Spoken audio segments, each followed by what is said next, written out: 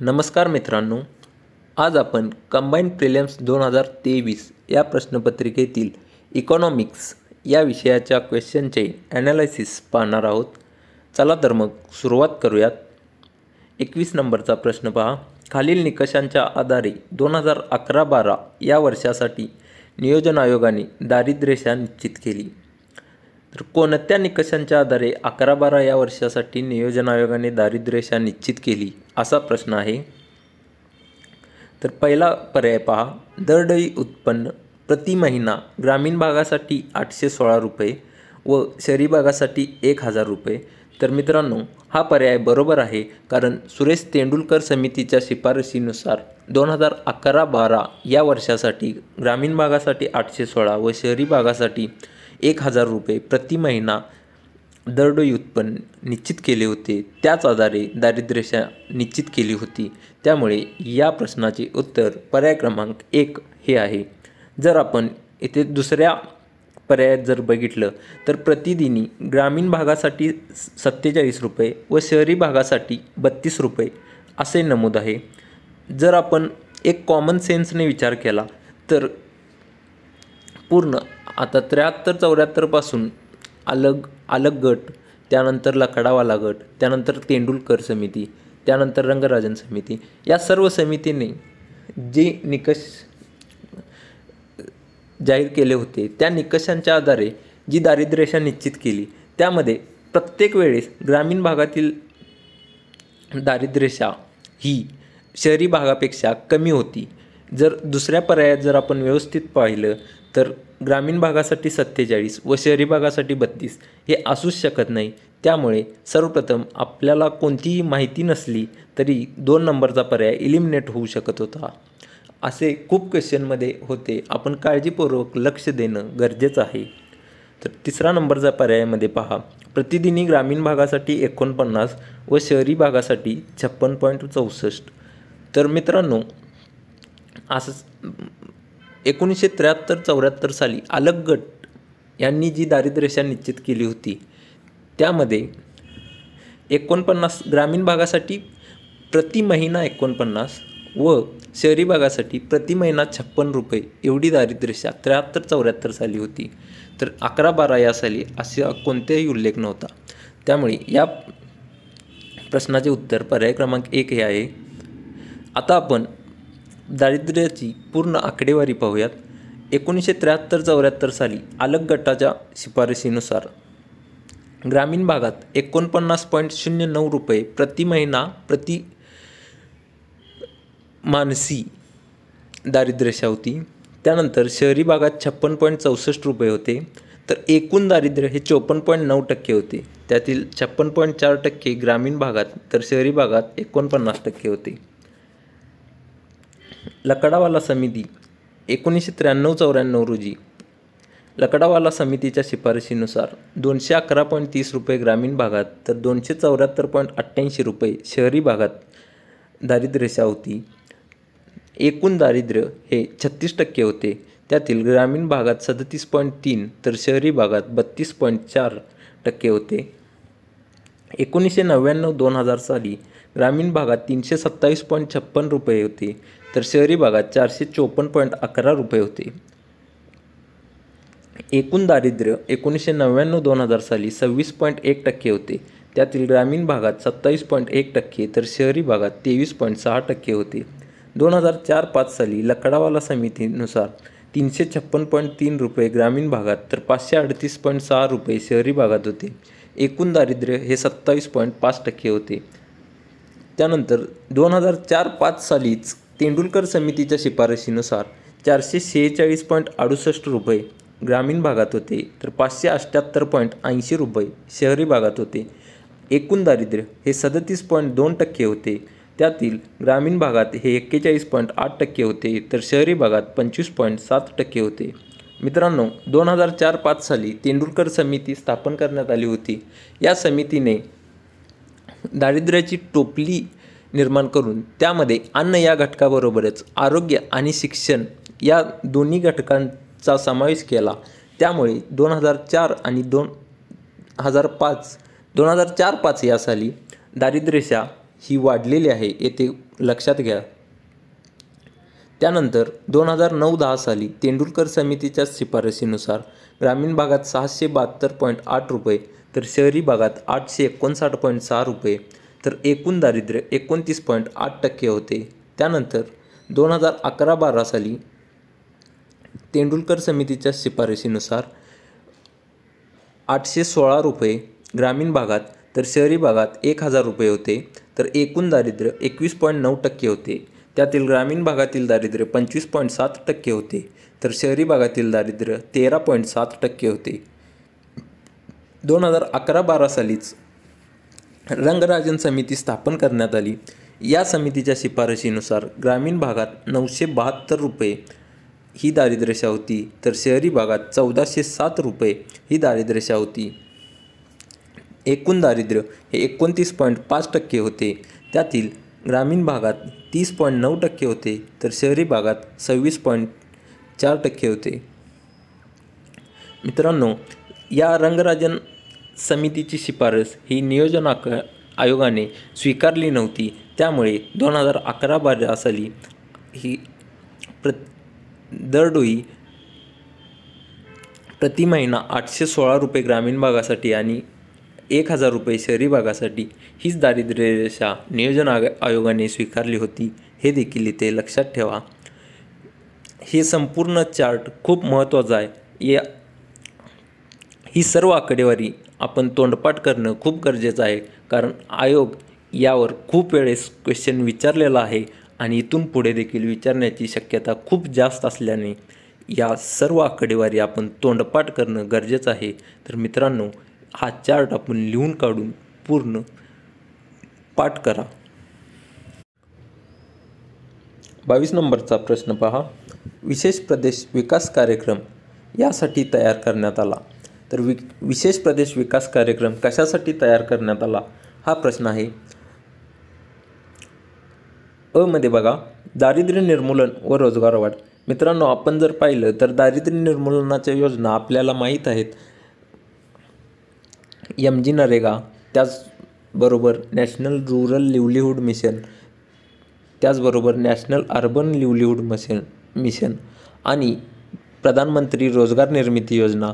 या योजना आपल्याला दारिद्र्य निर्मूलनासाठी आहेत हे माहीत आहे. त्याचबरोबर येथे प्रश्न जर व्यवस्थित वाचला तर विशेष प्रदेश विकास कार्यक्रम, विशेष प्रदेशाचा विकास करण्याचा कार्यक्रम अशी जरी आपण फोड केली तरी आपल्याला विशेष प्रदेशाच्या विकासासाठी हा कार्यक्रम आखण्यात आलेला आहे. तर कोणत्या पर्यायातून विशेष प्रदेश सूचित होतो हे जरी आपण ओळखून उत्तर लिहिलं असतं तरी आपण योग्य उत्तरापर्यंत पोहोचू शकलो असतो. तर पहा की डोंगराळ व आदिवासी भागाचा विकास यामध्ये एक विशेष प्रदेश सूचित होतो. त्यामुळे ब हे विधान बरोबर आहे. आणि दुष्काळग्रस्त भागाचा विकास यातून देखील विशेष प्रदेश सूचित होतो. त्यामुळे ब आणि क हे या प्रश्नाचे उत्तर आहे. पर्याय क्रमांक 3 हे उत्तर आहे. 23 नंबरचा प्रश्न पहा. राजकोषीय नीतीची साधने कोणती. आपण जर पाहिलं तर 2 प्रकारची नीती आहेत. एक आहे राजकोषीय नीती आणि दुसरं आहे चलनविषयक नीती, ज्याला आपण मौद्रिक धोरण असं देखील म्हणतो. तर राजकोषीय धोरणासाठी सार्वजनिक खर्च, कर्ज, अंदाजपत्रक या साधनांचा वापर करून केंद्र सरकार ते घोषित करत असतं. तर चलनविषयक धोरणासाठी रेपो दर, बँक रेट यासारख्या साधनांचा वापर करून रिझर्व्ह बँक ऑफ इंडिया चलनविषयक धोरण घोषित करत असतं. तर या प्रश्नामध्ये बघा, सार्वजनिक व्यय आणि सार्वजनिक कर्ज, त्याचबरोबर क मध्ये कर रोपण आणि अंदाजपत्रक ही राजकोषीय नीतीची साधने आहेत. त्यामुळे अ आणि क पर्याय क्रमांक 4 हे या प्रश्नाचे उत्तर आहे. चला तर मग मित्रांनो, आता आपण पूर्ण राजकोषीय नीतीची आणि चलनविषयक नीतीची साधने पाहूयात. सर्वप्रथम पहा, राजकोषीय धोरणाची साधने. कर व करेत्तर स्रोत, त्याचबरोबर सार्वजनिक कर्ज, सार्वजनिक खर्च आणि वित्तीय प्रशासन ही राजकोषीय धोरणाची साधने आहेत. तर चलनविषयक धोरणाची साधने ही दोन प्रमुख प्रकार आहेत. एक संख्यात्मक साधने आणि दुसरं गुणात्मक साधने. संख्यात्मक साधनांमध्ये प्रत्यक्ष साधने आणि अप्रत्यक्ष साधने असे प्रकार आहेत. यामध्ये प्रत्यक्ष साधनेमध्ये कॅश रिझर्व्ह रेशो म्हणजेच रोख राखीव प्रमाण, त्यानंतर स्टॅच्युटरी लिक्विडिटी रेशो ज्याला आपण SLR म्हणतो, आणि रिफायनान्स फॅसिलिटीज ही प्रत्यक्ष साधने आहेत. तर अप्रत्यक्ष साधनांमध्ये बँक रेट, त्यानंतर लिक्विडिटी ॲडजस्टमेंट फॅसिलिटी, यामध्ये रेपो दर आणि रिव्हर्स रेपो रेट या दोन दराचा समावेश होतो. त्यानंतर MSF म्हणजेच मार्जिनल स्टँडिंग फॅसिलिटी, आणि त्यानंतर चौथा आहे ओपन मार्केट ऑपरेशन्स, आणि पाचवा आहे MSS म्हणजेच मार्केट स्टॅबिलायझेशन स्कीम. त्यानंतर गुणात्मक साधने पहा. सीमांत आवश्यकता, वेचक पत नियंत्रण, मार्गदर्शक सूचना, नैतिक समजावणी आणि थेट कारवाई ही सर्व साधने आपण लक्षात ठेवा. यावर खूप वेळेस क्वेश्चन आलेला आहे आणि यावर भविष्यात देखील प्रश्न विचारू शकतात. पुढचा प्रश्न पहा. 24 नंबरचा प्रश्न. उज्ज्वल डिस्कॉम ॲश्युरन्स योजना कोणी सुरू केली? तर ही योजना केंद्र सरकारने सुरू केली होती. त्यामुळे या प्रश्नाचे उत्तर पर्याय क्रमांक 1 केंद्र सरकार हे आहे. तर उज्ज्वल डिस्कॉम ॲश्युरन्स योजना ही नोव्हेंबर 2015 साली केंद्र सरकारने सुरुवात केली होती. ही योजना वीज वितरण करणाऱ्या कंपन्यांना दिवाळखोरीत गेलेल्या आहेत त्यातून बाहेर काढण्यासाठी ही योजना सुरू करण्यात आली होती. त्यानंतर 25 नंबरचा प्रश्न पहा. ऑगस्ट 1991 मध्ये भारतातील कर सुधारणा शिफारसीसाठी खालीलपैकी कोणती समिती नियुक्त करण्यात आली होती? तर मित्रांनो, 1991 साली कर सुधारणेसाठी डॉक्टर राजा चेलय्या यांच्या अध्यक्षतेखाली समिती स्थापन केली होती. त्यामुळे या प्रश्नाचे उत्तर पर्याय क्रमांक 1 डॉक्टर राजा चेलय्या हे आहे. आता आपण इकॉनॉमिक्समधल्या महत्त्वाच्या समित्या आणि त्या कशासाठी स्थापन झाल्या हे पाहूयात. राजा चेलय्या समिती ही 1991 साली कर सुधारणेसाठी स्थापन करण्यात आली होती. त्यांनी विक्री करात वॅट पद्धत लागू करावी अशी शिफारस केली होती. त्यानंतर नरसिंहन समिती ही 2 वेळेस स्थापन झाली होती. एक वेळेस 1991ला चलनविषयक वित्तीय सुधारणा समिती म्हणून होती. यांनी CRR व SLR कमी करावे आणि प्राथमिक क्षेत्राला 10% जास्त कर्ज देण्याची आवश्यकता नसावी अशी शिफारस केली होती. तर नरसिंहन 2 समिती ही 1997-98 साली स्थापन करण्यात आली होती. ती बँकिंग क्षेत्र सुधारणा समिती म्हणून ओळखली जाते. त्यानंतर आबिद हुसेन समिती 1984 साली परकीय धोरणविषयक सुधारणेसाठी स्थापन करण्यात आली होती. त्यानंतर सुंदरराजन समिती ही तेल क्षेत्र सुधारणेसाठी स्थापन करण्यात आली होती. त्यानंतर बाळकृष्ण इराडी समिती ही कंपन्यांच्या दिवाळखोरीसंबंधी उपाय सुचवण्यासाठी होती. त्यानंतर LK रेखी समिती ही कर सरलीकरण समिती म्हणून ओळखली जाते. त्यानंतर विजय केळकर समिती ही प्रत्यक्ष व अप्रत्यक्ष कर सरलीकरण व सुसूत्रीकरण समिती म्हणून ओळखली जाते. पुढचा प्रश्न पहा. 26 नंबरचा. 2011-12 मध्ये एकूण श्रमशक्तीमध्ये स्वयंरोजगार, नियमित रोजगार आणि प्रासंगिक रोजगाराचा काय हिस्सा होता? तर मित्रांनो, 2011-12 मध्ये आपल्याला विचारलेलं आहे. आपण 2000 हा पेपर मला वाटते कदाचित 30 एप्रिल 2023 रोजी हा पेपर घेण्यात आला होता. आपल्याला ही आकडेवारी माहीत असणं अपेक्षित नाही. जर आपण पर्यायात जर पाहिलं तर पहिला आणि दुसरा पर्यायामध्ये जी आकडे आहेत ती सेम आहेत, 52, 18 आणि 30. दुसऱ्या पर्यायात देखील 30, 52 आणि 18 आहे. तिसऱ्या पर्याय जर आपण व्यवस्थित बघितलं तर प्रासंगिकमध्ये 62% हे होऊ शकत नाही. त्यामुळे तिसरा पर्याय हा कॅन्सल झाला. आपण 1 आणि 2 मध्ये कोणतंही पर्याय लिहू शकत होता.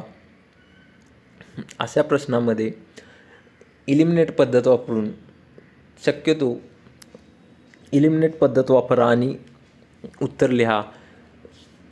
अशा प्रश्नासाठी आपण आपला डाटा वाढवणं अपेक्षित नाही. पुढचा प्रश्न पहा. 27 नंबरचा प्रश्न. खाद्यतेलावरील राष्ट्रीय मिशन तेल पाम कधी सुरू करण्यात आला? तर राष्ट्रीय मिशन तेल पाम ही योजना ऑगस्ट 2021 सुरू करण्यात आली होती. त्यामुळे या प्रश्नाचे उत्तर पर्याय क्रमांक 4 हे आहे. आता आपण विविध योजना आणि त्यांचे डेट पाहूया. राष्ट्रीय मिशन तेल पाम ऑगस्ट 2021 सुरू करण्यात आली होती. या योजनेचे लक्ष हे पाम तेल लागवड क्षेत्र 2025-26 पर्यंत 10 लाख हेक्टर करणे व 2029-30 पर्यंत 16.7 लाख हेक्टरपर्यंत नेणे हे या योजनेचे लक्ष होते. त्यानंतर राष्ट्रीय कृषी विकास योजना जी योजना रफ्तार म्हणून देखील नंतर ओळखली जाते, ती 2007 साली सुरू करण्यात आली होती. राष्ट्रीय अन्न सुरक्षा अभियान हे ऑक्टोबर 2007 सुरू करण्यात आले होते. त्यानंतर एकात्मिक फलोत्पादन विकास अभियान म्हणजेच mission integrated for development of horticulture ही योजना 2014-15 सुरू करण्यात आली होती. ऑपरेशन ग्रीन हे 5 नोव्हेंबर 2018 रोजी सुरू करण्यात आले होते. भाऊसाहेब फुंडकर फळबाग लागवड योजना ही योजना 20 जून 2018 साली सुरू करण्यात आली होती. मृदा आरोग्य कार्ड ही योजना 19 फेब्रुवारी 2015 रोजी सुरू करण्यात आली होती. प्रधानमंत्री कृषी सिंचाई योजना ही 1 जुलै 2015 रोजी सुरू करण्यात आली आहे. त्यानंतर राष्ट्रीय कृषी बाजार म्हणजेच ई-नाम ही 14 एप्रिल 2016 रोजी सुरू करण्यात आली आहे. त्यानंतर किसान क्रेडिट कार्ड योजना ही ऑगस्ट 1998 रोजी सुरू करण्यात आली आहे. त्यानंतर प्रधानमंत्री किसान सन्मान योजना या योजनेतून शेतकऱ्यांना वर्षाला 6,000 जे 2-2 हजारचे 3 टप्प्यात दिले जाते. ही योजना 24 फेब्रुवारी 2019 रोजी सुरू करण्यात आली आहे. त्यानंतर 28 नंबरचा प्रश्न पहा. पीक विविधीकरण कार्यक्रम 2013-14 पासून कशाची उपयोजना म्हणून राबवण्यात आला? क्रॉप डायव्हर्सिफिकेशन प्रोग्राम हा कार्यक्रम राष्ट्रीय कृषी विकास योजनेची उपयोजना म्हणून राबवण्यात आले होते. आता आपण राष्ट्रीय कृषी विकास योजनेमध्ये ज्या उपयोजना आहेत त्या पूर्ण उपयोजनांची माहिती पाहूयात. राष्ट्रीय कृषी विकास योजना ही 2007 साली सुरू करण्यात आली. त्यानंतर नोव्हेंबर 2017 साली राष्ट्रीय कृषी विकास योजना रफ्तार म्हणून ओळखली जाऊ लागली. याचा उद्देश हा कृषी क्षेत्रासाठी सघन नियोजन आखणे व पशुधन, कुक्कुटपालन आणि मासेमारीचा त्यामध्ये समावेश करणे हा या योजनेचा उद्देश होता. आता आपण राष्ट्रीय कृषी विकास योजनेच्या उपयोजना पाहूयात. Crop diversification programme, saffron mission, त्यानंतर रेनफेड एरिया डेव्हलपमेंट प्रोग्राम, त्यानंतर national mission for protein supplement, त्यानंतर प्रमोशन ऑफ ऑइल पाम, त्यानंतर रिक्लेमेशन ऑफ प्रॉब्लेम सॉईल आणि ॲक्सेलरेटर फॉडर डेव्हलपमेंट प्रोग्राम म्हणजेच पशुखाद्य विकास कार्यक्रम या काही राष्ट्रीय कृषी विकास योजनेच्या उपयोजना आहेत. अजून खूप योजना आहेत, मी फक्त महत्त्वाच्याच दिलो. बाकीच्या योजना तुम्ही पाहून घेऊ शकता. आता 29 नंबरचा प्रश्न पहा. 2021-22 दरम्यान M3 मध्ये काय समाविष्ट आहेत?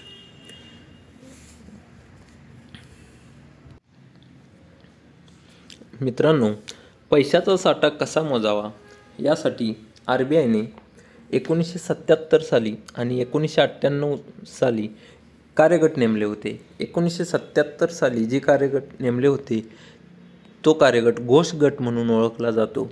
तर 1998चा कार्यगट हा रेड्डी कार्यगट म्हणून ओळखला जातो. 1977 नुसार M0, M1, M2, M3 आणि M4 यांचा समावेश होता. तर 1998च्या कार्यगटानुसार M0, M1, M2 आणि M3 होते. तर L1, L2 आणि L3 या नवीन गटाचा देखील समावेश केला होता. तर आपण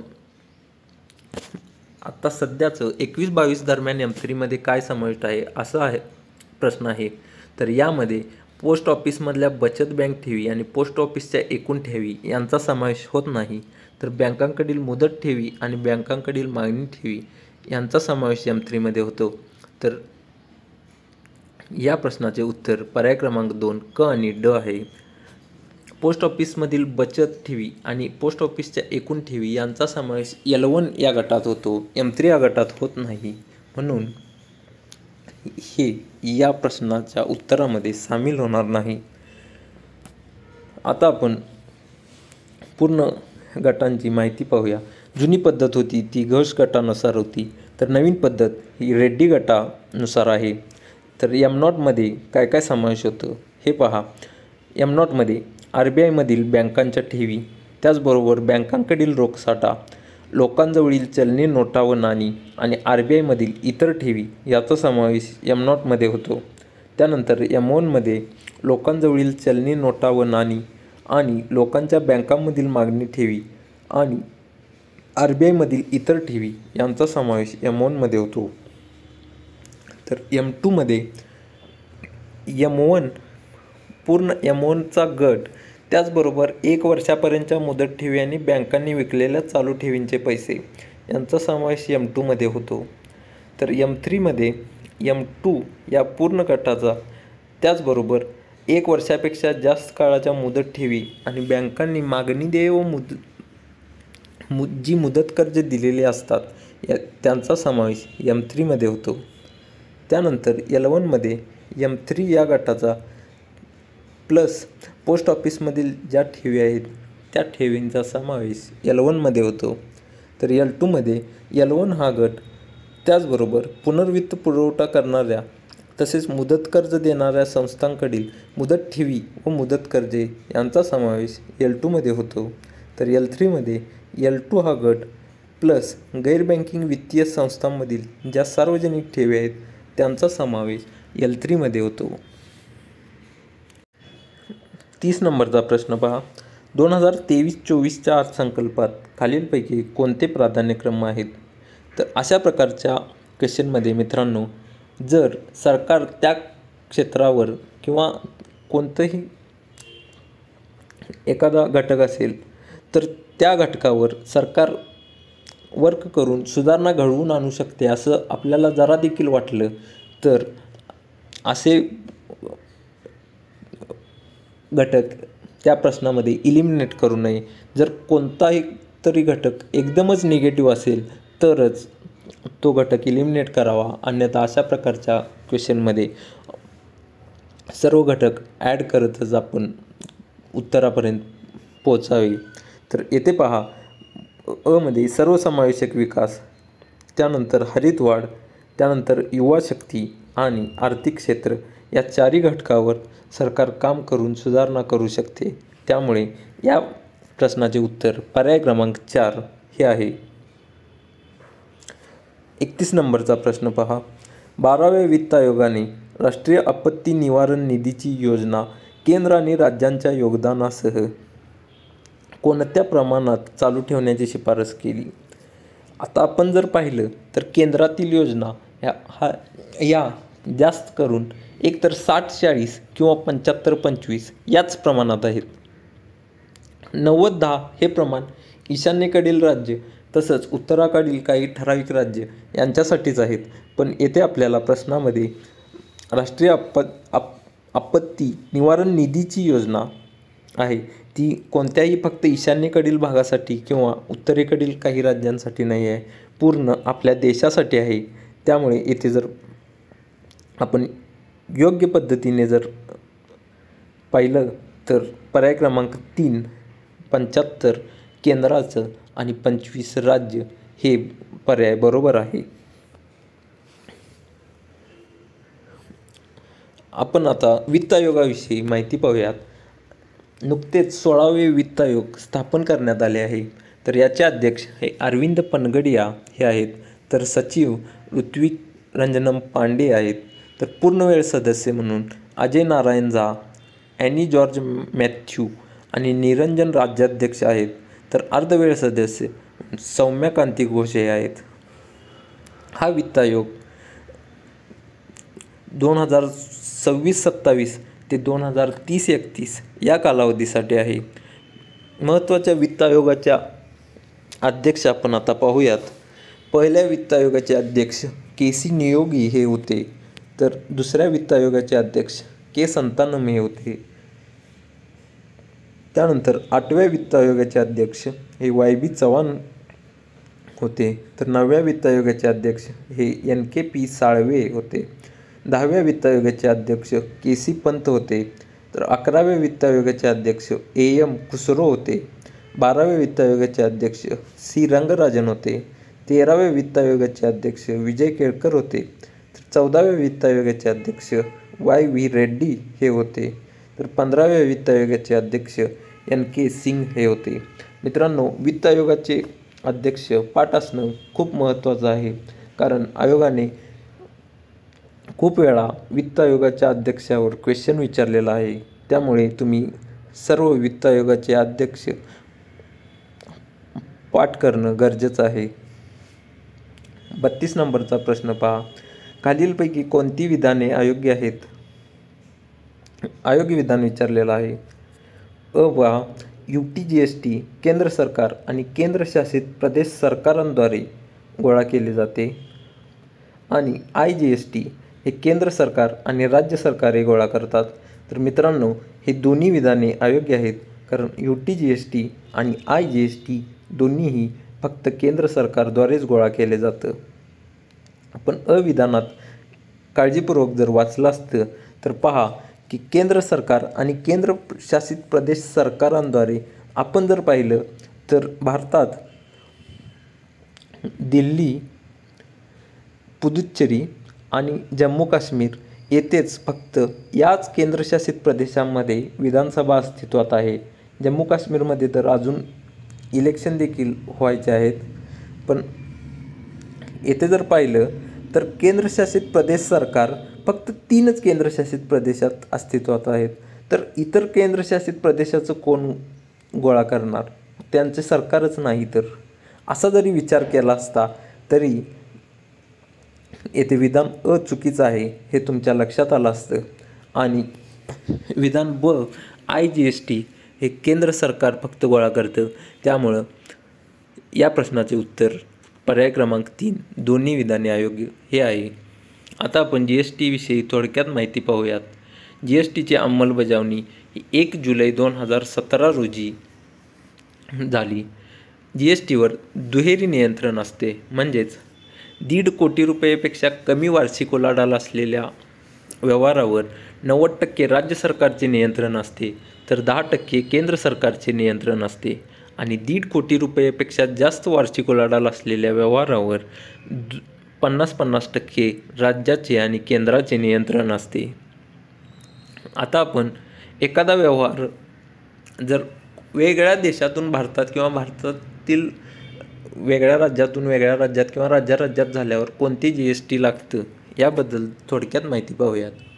आता एखादा व्यवहार अमेरिकेतून दिल्लीत जर झाला तर त्यावर तारीफ प्लस IGST या दोन्ही गोष्टी लागतात. त्यानंतर दिल्लीतील एका व्यापाऱ्याने दुसऱ्या व्यापाऱ्याबरोबर दिल्लीतीलच व्यापारी कोणता तरी व्यवहार केल्यास याच्यावर CGST प्लस UT-GST हे दोन्ही लागतात. त्यानंतर एखादा व्यवहार हा दिल्लीमधून नागपूरमध्ये जर झाला तर त्याच्यावर IGST लागतं. तर नागपूरमधून मुंबईमध्ये जर कोणता तरी व्यवहार झाला, म्हणजेच आपल्याच राज्यामधून आपल्याच राज्यात जर व्यवहार झाला तर त्याच्यावर CGST व SGST हे दोन्ही लागतात.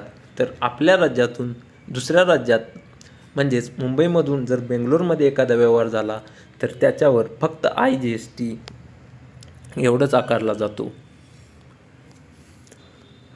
आता पुढचा प्रश्न हा बहुआयामी दारिद्र्य निर्देशांकासंबंधी आहे. यामध्ये कोणते 3 आयाम आहेत असा हा प्रश्न आहे. तर MPI साठी म्हणजेच मल्टी डायमेन्शनल पॉवर्टी इंडेक्ससाठी आरोग्य, शिक्षण आणि राहणीमान या 3 आयामांचा उपयोग केला जातो. त्यामुळे पर्याय क्रमांक 3 अ, क, ड हे या प्रश्नाचे उत्तर आहे.